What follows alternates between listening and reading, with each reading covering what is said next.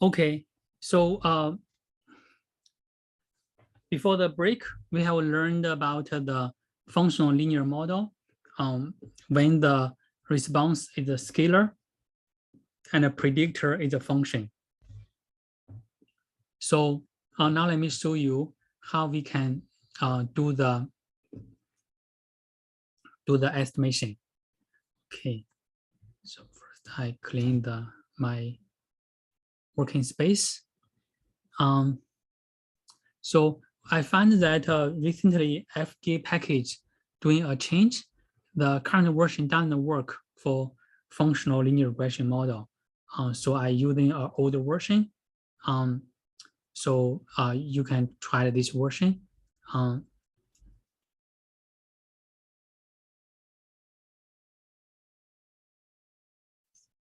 So, okay, so first we look at the temperature.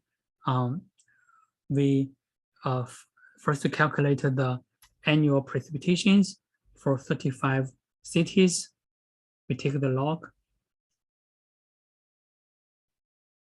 So it's 35 cities. And then we're using 65 Fourier basis functions to smooth the temperature curve. So we're using the function create.Fourier.basis.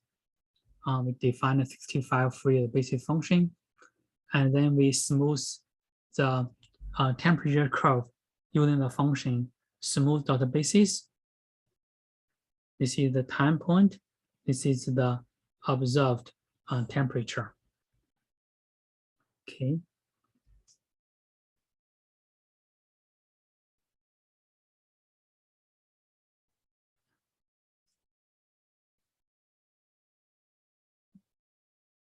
So this is the results. Okay. When we do the smoothing, so here you can see that we actually does not have the roughing penalty on the temperature curve. So the fitted function is a little bit rough. Okay, so generally when we fit the xt, we wanted to have ft to be a little bit under smooth because we want to capture the most information from the data, right? So you never know what's the small variations in the data is a true information or it's a false information, right? So we tend to be a little bit conservative. We will using less roughing penalty, so to recover the XIT. Okay. So so this is the temperature data, and so here in our functional linear model, we also have an intercept alpha. So alpha is equivalent to alpha have a constant functional covariance, right? The functional covariance for alpha equal to constant 1, right? So so therefore we defined a list of 2 functional covariates, and so the first functional covariance will be just a constant 1, and the second functional covariance will be the temperature data.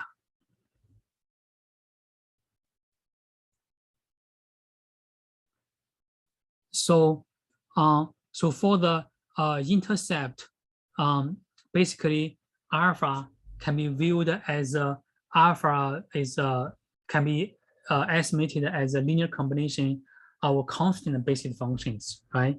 So in that case, we will create a constant basis for the intercept. So just using the function create dot constant basis. So I will send all these R code and my slides and my videos, record lectures right after I finish.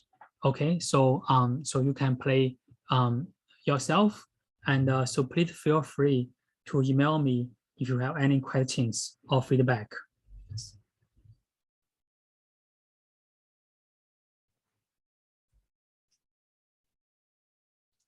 Okay, so this is the constant basic function, so just the constant function.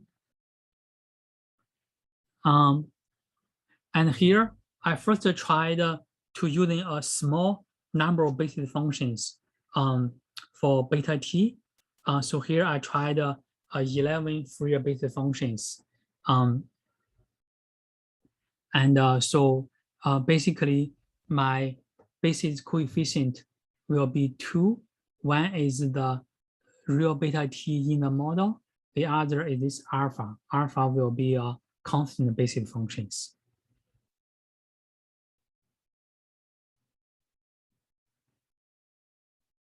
So I created a 11 Fourier basic function for beta t.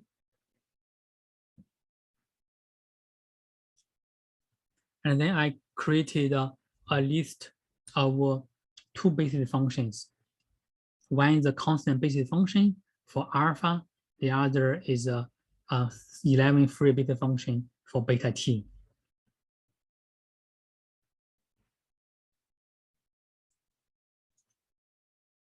So here is what the 11 Fourier basic function looks like. So you can see here that Fourier basic function is a non-zero in all the region, right? So it's different from the B-splines. So for B-splines, it is only 0 in small regions. And so one things I didn't mention is that so you see here when we defined the Raphis sparse penalty in our sloss estimator, actually it is based on the basic function beta t had to be for beta t had to be equal to B splines, right? So because only B splines has the property that it's non-zero in a local region, right? Yeah. So here this is one important thing about the B splines. The B splines can help us to obtain sparse estimator. Okay.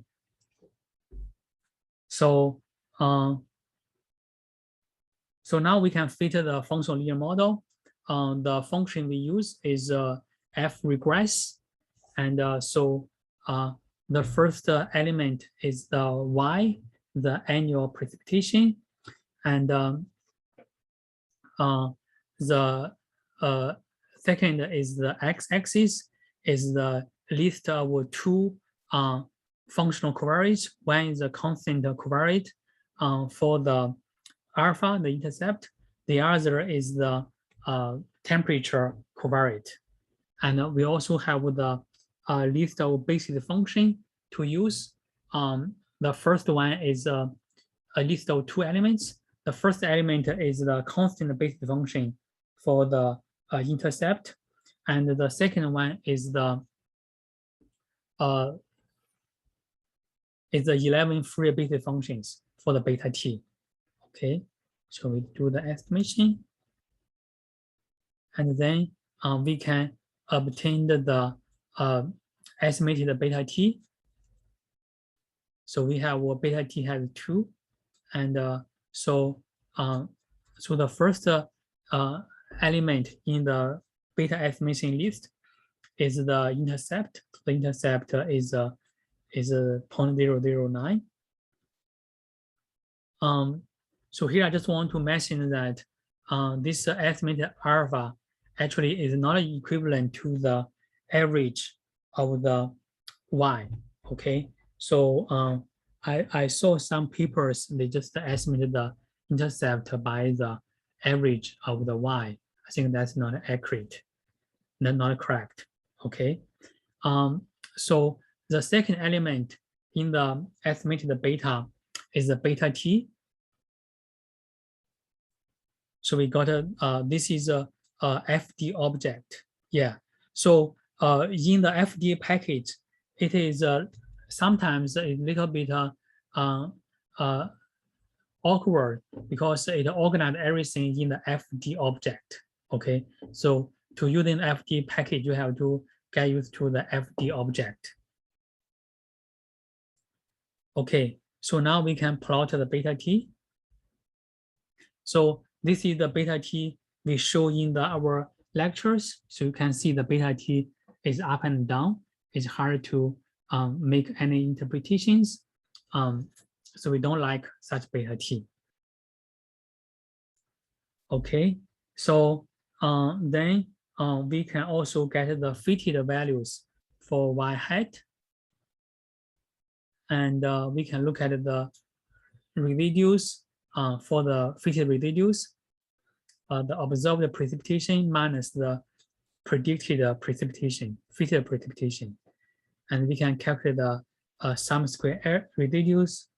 And also we can look at the sum square errors for the non-model. Non-model is the model we don't have the temperature in the covariates. So we only have an intercept term. Okay. So then we can calculate do the F test to test the overall effect of XIT. So basically we compare the two models. The non-model is we don't have the temperature in the model, and the alternative model is we put the temperature in the model and to see how the F ratio looks like. And so in that case, in this case, because we don't have the roughness penalty, so it's easy to calculate the number of parameters. So so for the this functional linear regression model is a number of basic function plus one, the one in the intercept term. So then we can look at do the F test, look at the quantiles, F quantiles, and we find that this F ratio is much larger than the 95% quantile of F statistic. So indicating that XIT has the temperature has a significant effect on the annual precipitation. And we can also look at the p-values. So the p-value is also much small, very small. Okay, so now let's look at the penalized estimation.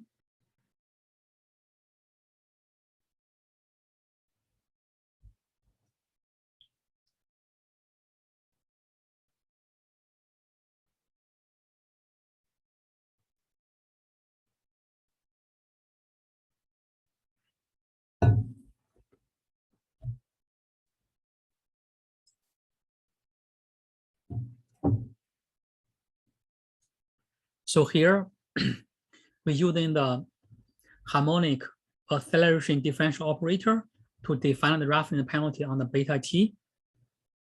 So this is what we did before, right? So then we created 35 Fourier basis functions.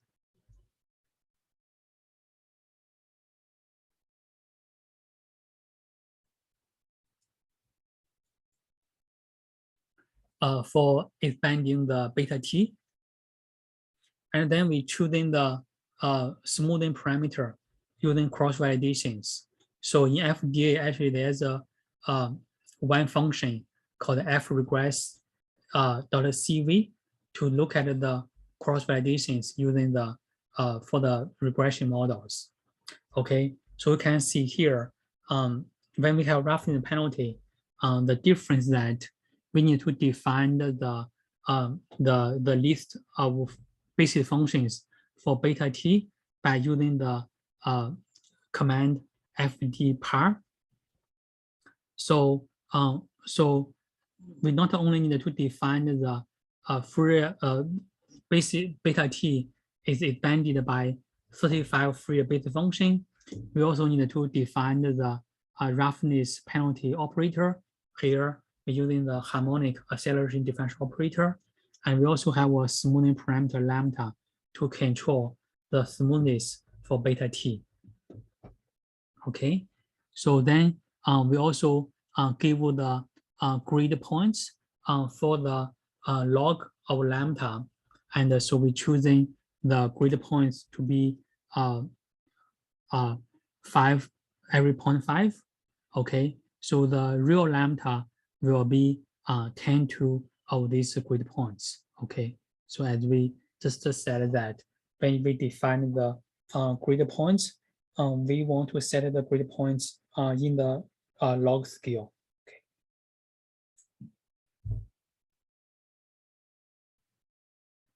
So now we run this.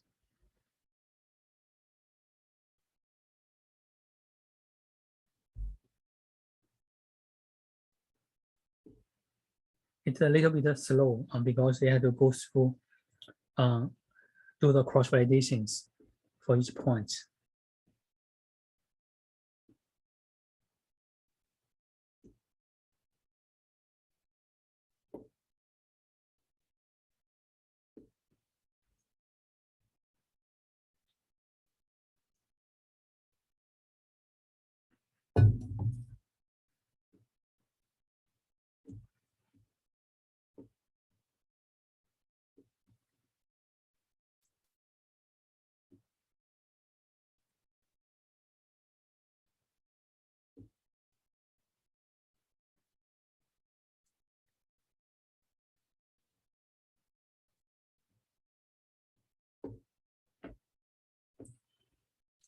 Okay, so we have this, and now we can plot how the cross-validation scores go with the smoothing parameter. Yes, so you can see here, the x-axis is the log of the smoothing parameter, and the y-axis is the cross-validation score. And you can see that the cross-validation scores is minimized when log lambda equal to 12.5.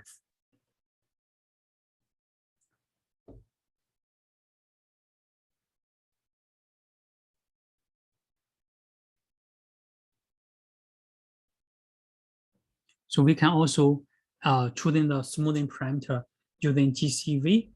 Okay, so for the GCV function,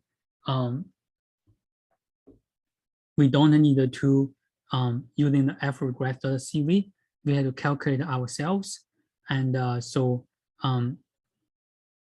fortunately, in the f-regress function, we can using f-regress. The results will return the degree freedom, the effective degree freedom. Okay, so if you look at the GCV definition,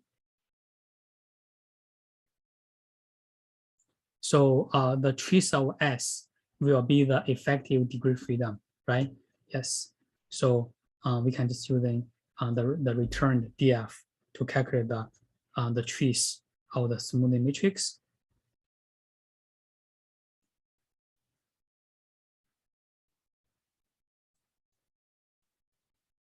So you can see if we using GCV, it is much faster, right? Because you don't need to do the cross-validation.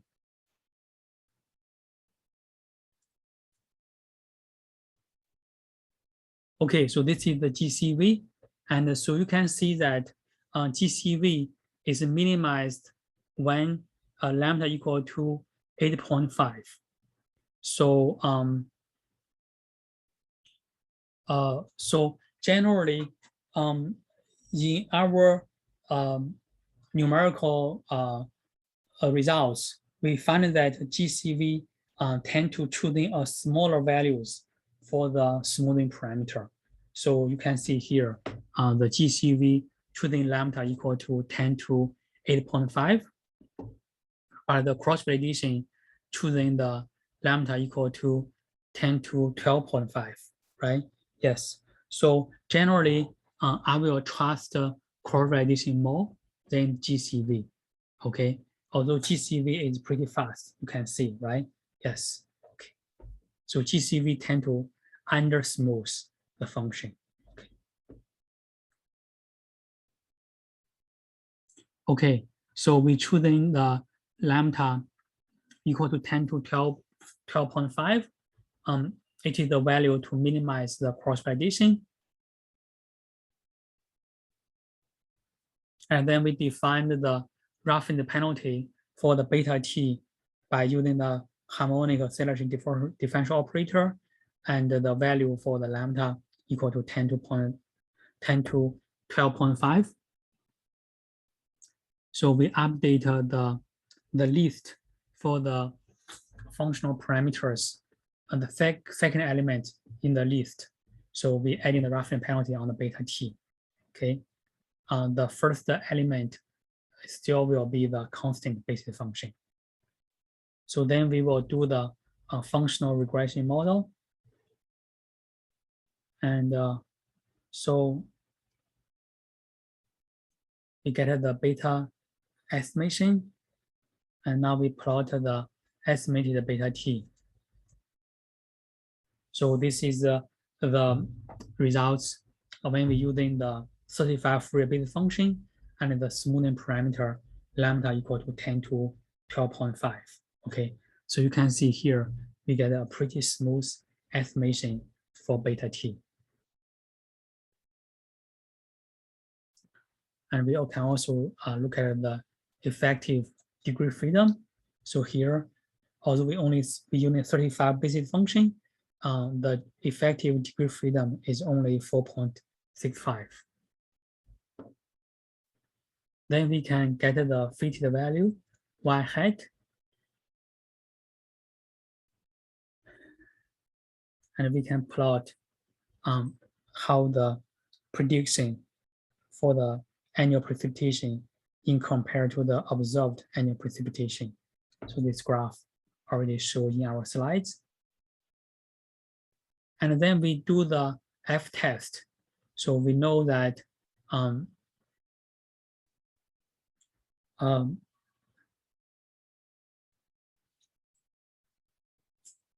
so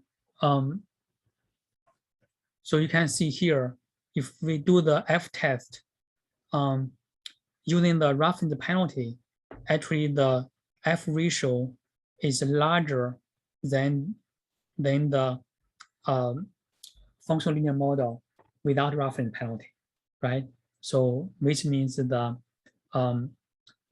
temperature has even a more significant effect than the model without a roughing penalty. And the reason is because this after adding the roughing penalty, we don't overfit the data, right? And we can look at the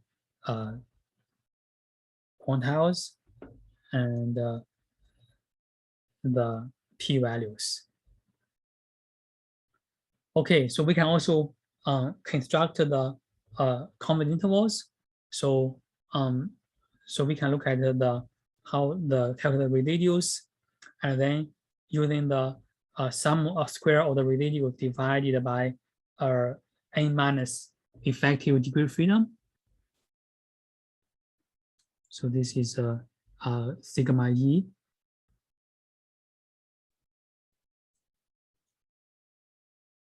So recall that when we do the smoothing for the temperature, we're using 65 Fourier basis functions to smooth the temperature because we want to capture the most information from the data. So we don't want to overfit the temperature. So when we do the smooth fit, actually it will return the matrix called a Y2C map. Okay, so Y2C map basically is the matrix multiplied by the observed data Y. It will return the C hat. Okay, so yeah, so this is called a Y2C map. And then we adding this Y2C map to the function f regress dot standard error, and so we have this y annual precipitation at the y and the Y2C map.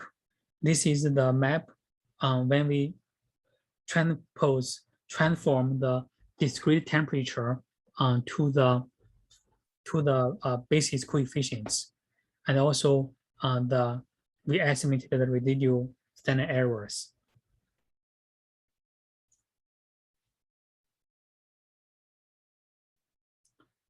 And so then we can look at the standard errors on the estimation, and then we construct the confidence intervals by plus and minus 1.96 times the standard error.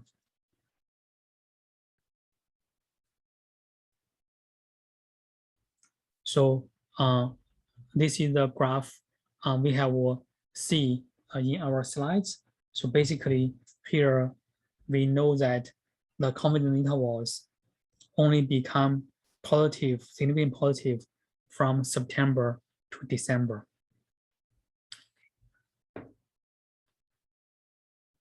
Means there's no